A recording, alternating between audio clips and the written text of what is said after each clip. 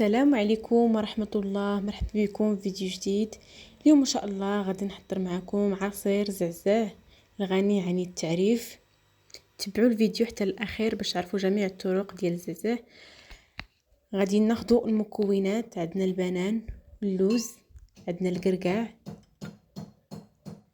عندنا حبتين من لافوكا، عندنا بسكويت زين، وعندنا نصف لتر الحليب.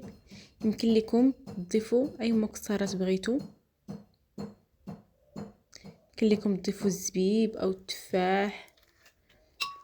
غادي ناخذ الحبتين ديال لافوكا.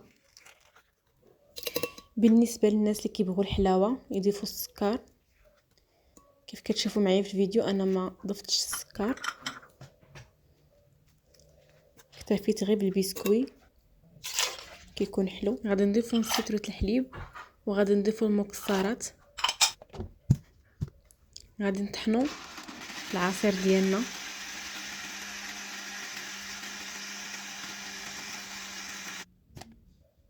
كيف كتشوفوا خاصو يجي بهذا الشكل، يجي ثقيل ما يجيش خفيف. غادي ناخذ الكاس اللي غادي نقدموا فيه الزعزع،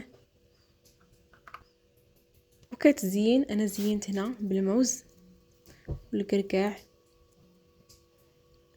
واللوز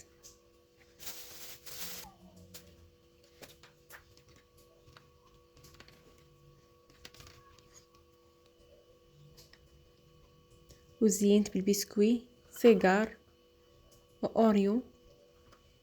يمكن لكم تزينوا اي بسكوي بغيتو، يمكن لكم تضيفوا حتى الزبيب او التمر.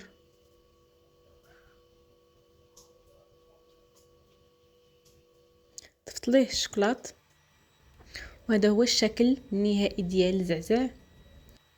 هنا كيكون جاهز للتقديم. اتمنى الفيديو ديال اليوم ينال الاعجاب ديالكم، وبالصحه والراحه.